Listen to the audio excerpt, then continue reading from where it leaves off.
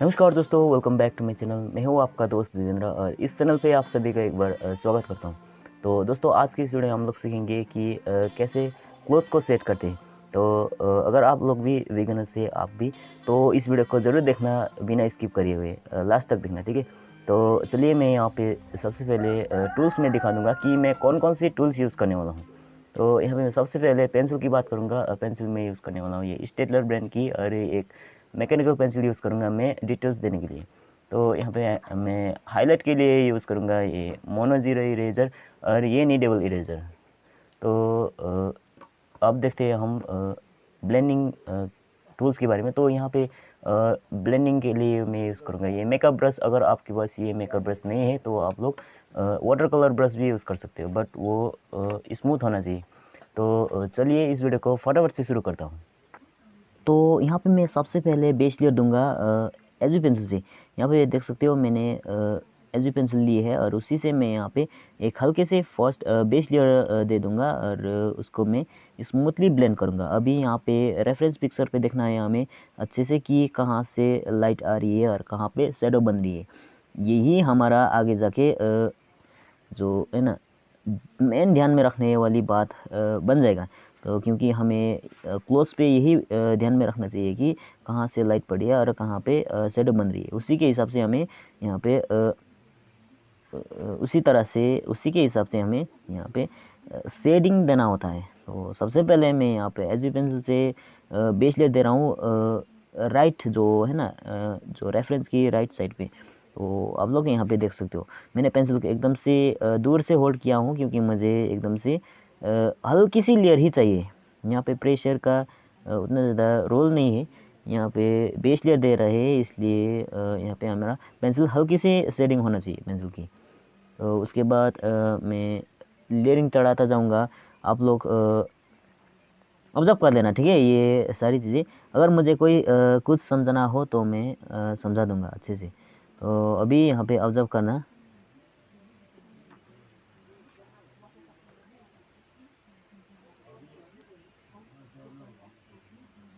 तो यहाँ पे मैंने एज ए सॉरी यहाँ पे स्टेडलर ब्रांड की पेंसिल ली है मैंने। तो अगर आपके पास कोई सा भी पेंसिल का ब्रांड हो ना, अगर आपके पास ये स्टेडलर ब्रांड की पेंसिल नहीं है तो आप लोग निराश मत होइएगा, क्योंकि सभी पेंसिल एक ही काम करेगा और उसका रिजल्ट एक ही आएगा। ये मेरे पास थोड़ा अच्छे क्वालिटी की पेंसिल है, ये मेरे लिए एक एडवांटेज है। इसका एडवांटेज भी लेना चाहिए हमें।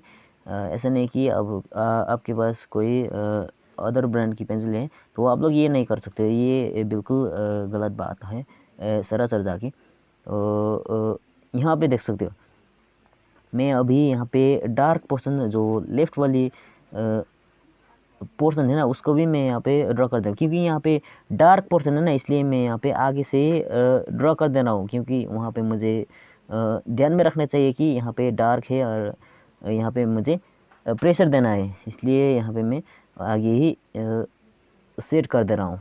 तो यहाँ पे मैंने हल्की सी बेस लेयर दे चुका हूँ मैं, और उसके बाद मैं यहाँ पे ब्लेंड कर दूँगा मेकअप ब्रश से, क्योंकि यहाँ पे हमें फर्स्ट लेयर दे रहे हैं हम, और उसके बाद हमें क्योंकि वो सेकेंड लेयर भी देना है और उसके बाद और भी लेयर ऐड करते जाना चाहिए, इसलिए मैं यहाँ पे ब्लेंड कर दे रहा हूँ।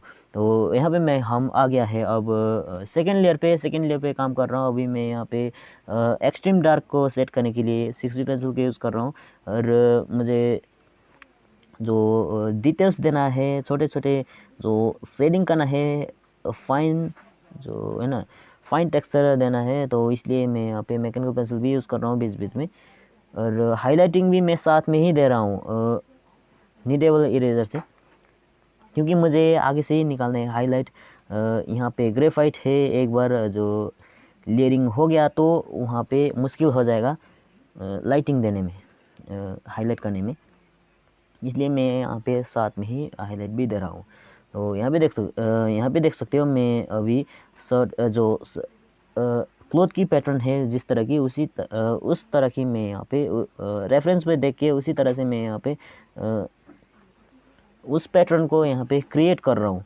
आप लोग देख सकते हो ये पैटर्न को ड्रा करने के लिए आपको आपका पेंसिल एकदम नोकीला होना चाहिए, यानी कि शार्प करना चाहिए, शार्प बार बार करते रहना चाहिए। इसलिए अगर आपको शार्प नहीं करना है ना बार बार, तो आपको मैकेनिकल पेंसिल यूज़ करना पड़ेगा। बट मैं यहाँ पे वुडन पेंसिल को यूज़ कर रहा हूँ। वुडन पेंसिल यूज़ कर रहे हो अगर आप, तो वहाँ पे आपका पेंसिल एकदम शार्प होना चाहिए, ताकि हमारा जो शेडिंग है वो स्मूथली आए। अगर उस जगह पे वुडन पेंसिल को यूज़ करने की जगह पे आप लोग मैकेनिकल पेंसिल यूज़ कर रहे हो, तो वहाँ पे शार्प करने का कोई ज़रूरत नहीं है। वो भी एक एडवांटेज है।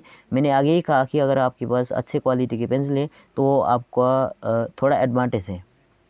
यानी ये नहीं कि अगर आपके पास अच्छे क्वालिटी की पेंसिल है तो आपका जो हैंड में मैजिक आ जाएगा, ये बिल्कुल नहीं है। ठीक है, वो एक ही काम कर रहा है पेंसिल, डिफरेंट ब्रांड की पेंसिल एक ही काम करेगा। वहाँ पे थोड़ा एडवांटेज और डिसएडवांटेज हो सकता है, बट रिजल्ट सेम ही आएगा। तो अब मैं यहाँ पे जो राइट क्लॉथ की पैटर्न है उसको मैं यहाँ पे ड्रॉ कर रहा हूँ अभी भी।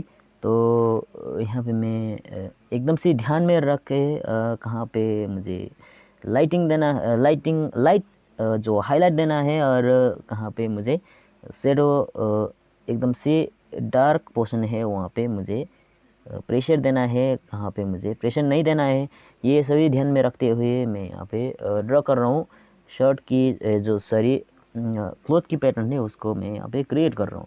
और यहाँ पे मैं मैकेनिकल पेंसिल यूज़ करके उसके बाद मैं यहाँ पे ब्रश का यूज़ कर रहा हूँ, क्योंकि यहाँ पे मुझे स्मूथली रिजल्ट चाहिए ना, स्मूथ जो रिजल्ट चाहिए, इसलिए मैं यहाँ पे पेंसिल के यूज़ करने के बाद वो मेकअप ब्रश को भी यहाँ पे यूज़ कर दे रहा हूँ साथ में।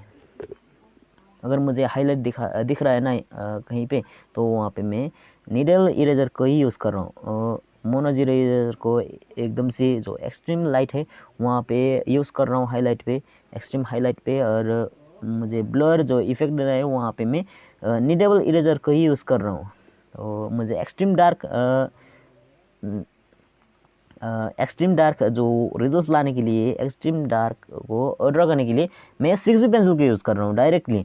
यहाँ पे हमारा 2B पेंसिल भी यूज़ कर सकता था मैं, बट यहाँ पे मैं प्रेशर नहीं यूज़ करने वाला हूँ, प्रेशर नहीं देने वाला हूँ, इसलिए मैं यहाँ पे 6B पेंसिल को यूज़ कर रहा हूँ। 6B पेंसिल, अगर आप हायर ग्रेड की पेंसिल यूज़ कर रहे हो, डार्क ग्रेड की, तो वहाँ पे आपको अब इसकी बात है कि प्रेशर देने का ज़रूरत ही नहीं है। अगर आप 4B का काम HB से करना चाहते हो ना, तो आपको एकदम प्रेशर देना पड़ेगा, इसलिए आपका जो पेपर है वो डैमेज हो सकता है।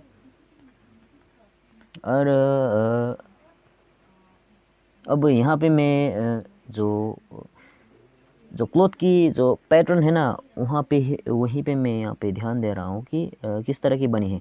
यहाँ पे मैं रेफरेंस पिक्चर को देख के जूम इन करके, यहाँ पे हमें जहाँ पे क्लॉथ शेडिंग के बारे आता है, वहाँ पे हमें रेफरेंस इमेज को भी उतना ही जूम कर लेना चाहिए। ठीक है, ताकि हमें समझ में आए कि कहाँ पे लाइट है और कहाँ पे डार्क है और कहाँ पे मिड टोन है।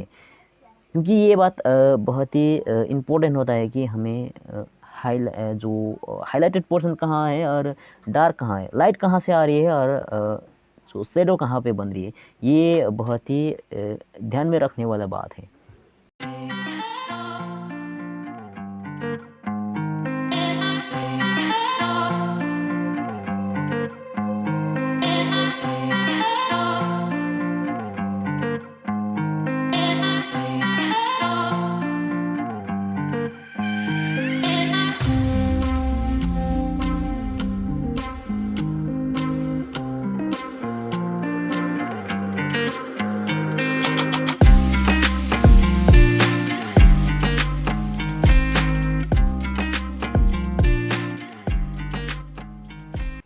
तो यहाँ तक आके हमारा क्लोज हो गया है कंप्लीट, और यहाँ पे रह गया है हैंड वाली पोर्शन, तो वो किसी और वीडियो पे हम कंप्लीट करेंगे उसको।